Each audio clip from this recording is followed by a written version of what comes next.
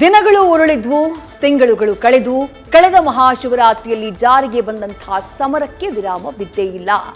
ಒಂದೊಂದು ನೆಪಗಳು ಸಿದ್ದು ಕುಚ್ಚಿ ಗಟ್ಟಿ ಮಾಡ್ತಾ ಇದ್ರೆ ಡಿಕೆಶಿಗೆ ಕೈಗೆಟುಕದ ದ್ರಾಕ್ಷಿ ಹುಳಿಯಂತೆ ಕಾಣಿಸ್ತಾ ಇದೆ. ಇವತ್ತಂತೂ ಈ ಶೀತಲ ಸಮರ ಮತ್ತೊಂದು ಹೆಜ್ಜೆ ಮುಂದಕ್ಕೆ ಹೋಗಿದೆ.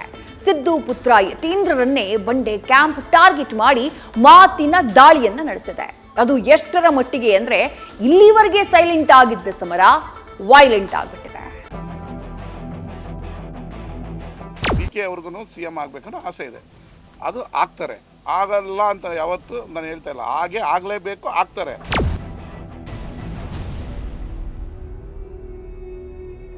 ನಮ್ಮ ಪಕ್ಷದಿಂದಾನೇ ಸಿಎಂ ಆಗ್ತಾರೆ ಡಿ ಕೆ ಶಿವಕುಮಾರ್ ಅವರು.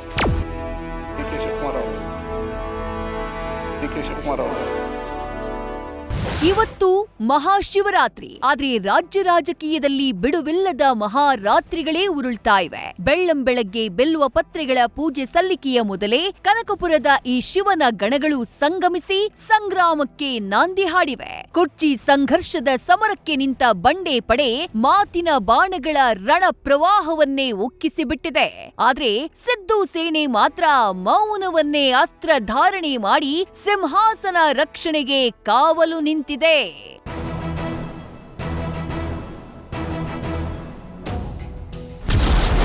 ಅಧಿಕಾರ ಹಸ್ತಾಂತರ ಮುಂದುವರಿದ ಶೀತಲ ಸಮರ. ಹೈಕಮಾಂಡ್ ಎಚ್ಚರಿಕೆಗೆ ಕೈಪಡೆಯಲ್ಲಿ ಡೋಂಟ್ ಕೇರ್. ರಾಜ್ಯದಲ್ಲಿ ಅಧಿಕಾರ ಹಂಚಿಕೆ ಮತ್ತು ಸಿಎಂ ಬದಲಾವಣೆ ವಿಚಾರದಲ್ಲಿ ರಾಜಕೀಯ ಶೀತಲ ಸಮರ ಮುಂದುವರೆದಿದೆ. ಡಿಕೆ ಬಣ ಮತ್ತು ಸಿದ್ದರಾಮಯ್ಯ ಬಣದ ನಡುವೆ ಅಂತ್ಯವಿಲ್ಲದ ಮಾತಿನ ಯುದ್ಧ ನಡೀತಾ ಇದೆ. ಯಾರೂ ಮಾತನಾಡದಂತೆ ಹೈಕಮಾಂಡ್ ಎಚ್ಚರಿಕೆಯ ಮಧ್ಯೆ ಅಲ್ಲೊಮ್ಮೆ ಇಲ್ಲೊಮ್ಮೆ ವಾಗ್ಜರಿ ಹರಿತಾ ಇದೆ. ಇವತ್ತು ಮಂಡ್ಯದಲ್ಲಿ ಉದಯಕ್ಕೂ ಮುನ್ನವೇ ರವಿ ಕೆಂಡದುಂಡೆಯಾದ್ರು. ಡಿಕೆ ಶಿವಕುಮಾರ್ ಸಿಎಂ ಆಗೋದನ್ನ ತಪ್ಪಿಸಲು ಸಾಧ್ಯವಿಲ್ಲ. ಬಂಡೆ ಕ್ಯಾಂಪ್ನಿಂದ ಜಾರಿಯಾಯಿತು ಸಿಎಂ ಸಿಂಹಾಸನ ಶಾಸನ.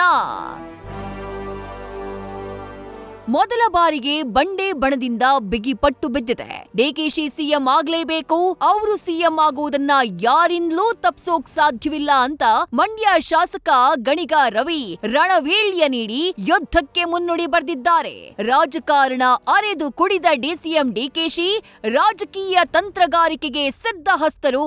ಗೆಲ್ಲುವ ಕುದುರೆಗೆ ಪಟ್ಟ ಕಟ್ಟಿ ಅಂತ ಡಿಮ್ಯಾಂಡ್ ಇಟ್ಟಿದ್ದಾರೆ. ಡಿಕೆ ಶಿವಕುಮಾರ್ ಅವರು ಮುಖ್ಯಮಂತ್ರಿ ಆಗ್ತಾರೆ, ಆಗೋದ್ರಲ್ಲಿ ತಪ್ಪಿಸೋದಕ್ಕೆ ಯಾರಿಂದನೂ ಸಾಧ್ಯ ಇಲ್ಲ. ಆಗ ಟೈಮ್ ಬಂದಾಗ ನಾವೇ ನಿಮ್ಮ ಮುಂದೆ ಹೇಳ್ತೀವಿ. ಡಿ ಕೆ ಅವರು ನನಗಿಂತ ನಿಮಗಿಂತ ಅನುಭವಸ್ಥರು. 40 ವರ್ಷ ರಾಜಕಾರಣವನ್ನು ಅರ್ದು ಕುಡಿದಿದ್ದಾರೆ. ಯಾವಾಗ ಯಾವ ಪಾನ್ನ ಮೂವ್ ಮಾಡಿದ್ರೆ ಗೇಮ್ನ ಗೆಲ್ಲಬಹುದು ಅನ್ನೋ ರಾಜಕೀಯ ತಂತ್ರಗಾರಕ ಚಾಣಕ್ಯತನ ಅವರಲ್ಲಿದೆ. ಅವರು ಸೈಲೆಂಟಾಗಿ ಕಾಯಿನ ಮೂವ್ ಮಾಡ್ತಾ ಇದ್ದಾರೆ ಅಂದರೆ ಅವ್ರಿಗೆ ಗೇಮ್ನ ಗೆಲ್ಲೋದು ಬುದ್ಧಿವಂತಿಕೆ ಇರೋದ್ರಿಂದ ಅವ್ರ ಕಾಯಿನ ಮೂವ್ ಮಾಡ್ತಾ ಇದ್ದಾರೆ. ಯತೀಂದ್ರ ಸಿದ್ದರಾಮಯ್ಯರೇ ನಮಗೆ ಹೈಕಮಾಂಡ್ಗೆ ನಾವು ನೋಟಿಸ್ ಕೊಡಲು ಆಗಲ್ಲ. ಯಾದವಿ ಕಲಹಕ್ಕೆ ನಾಂದಿ ಹಾಡಿದ ಸಿದ್ದು ಪುತ್ರ ಯತೀಂದ್ರ ವಿರುದ್ಧ ಡಿಕೆ ಬಣ ಕತ್ತಿ ಮಸಿತಾ ಇದೆ. ಬಾಲು ಇಕ್ಬಾಲು ಬಳಿಕ ಇದೀಗ ಗಣಿಗ ರವಿ ಇನ್ನೊಂದು ಹಂತಕ್ಕೆ ಹೋಗಿ ಪ್ರಹಾರಕ್ಕೆ ಇಳಿದಿದ್ದಾರೆ. ಯತೀಂದ್ರರೇ ನಮ್ಮ ಹೈಕಮಾಂಡ್ ಅಂತ ಚುಚ್ಚು ಮಾತನಾಡಿದ ರವಿ, ನಮ್ಮೆಲ್ಲರಿಗೂ ಹೈಕಮಾಂಡ್ ನೋಟಿಸ್ ಕೊಡಬಹುದು, ಆದ್ರೆ ನಾವು ಕೊಡೋಕಾಗಲ್ಲ ಅಂತ ಮಾತಿನಲ್ಲೇ ವರಸೆಯಾಡಿದ್ದಾರೆ. ನಮ್ಮ ಡಿ ಕೆ ಶಿವಕುಮಾರ್ ಸಾಹೇಬ್ರು ಹೇಳಿದ್ದಾರೆ ಯತೀಂದ್ರ ಅವರು ನಮ್ಮ ಹೈಕಮಾಂಡ್ ಅಂತ. ನಾನು ಅದನ್ನೇ ಪುನರ್ ಉಚ್ಚರಿಸ್ತೀನಿ. ಹೈಕಮಾಂಡ್ ಹೇಳೋದಕ್ಕೆ ಅವರು ಅದರಿಂದ ಅದ್ರ ಬಗ್ಗೆ ಜಾಸ್ತಿ ಕಮೆಂಟ್ ಮಾಡೋದು ಉಪಯೋಗ ಇಲ್ಲ. ಆಮೇಲೆ ಅದರಲ್ಲೇನು ಮಾತಿಲ್ಲ. ಈಗ ಮಾತಾಡಬೇಡಿ ಅಂದಾಗಲೂ ಮಾತಾಡ್ತಾ ಇದೆ ಅಂದರೆ ಈಸ್ ಪವರ್ಫುಲ್ ಮ್ಯಾನ್. ಕರೆಕ್ಟ್ ಅಲ್ವಾ? ಹಾಗೆ ಫಾರಿನ್ ಟ್ರಿಪ್ಗೆ ಹೋಗೋದ್ರಿಂದ ಯಾವ ಮುಖ್ಯಮಂತ್ರಿನೂ ಚೇಂಜ್ ಆಗಲ್ಲ, ಇಲ್ಲ ಉಳ್ಕೊಳ್ಳೋದಿಲ್ಲ.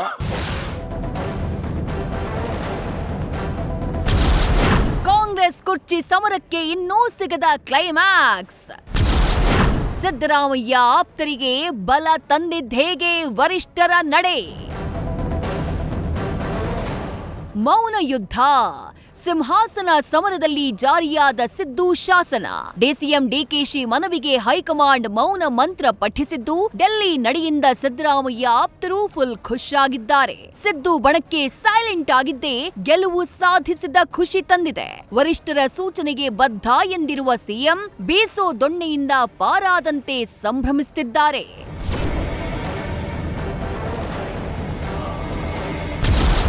ಕ್ರಾಂತಿಕಾರಿ ಬಜೆಟ್ ಕೊಡೋಕೆ ಸಿಎಂ ಸಿದ್ದರಾಮಯ್ಯ ಸಿದ್ಧತೆ.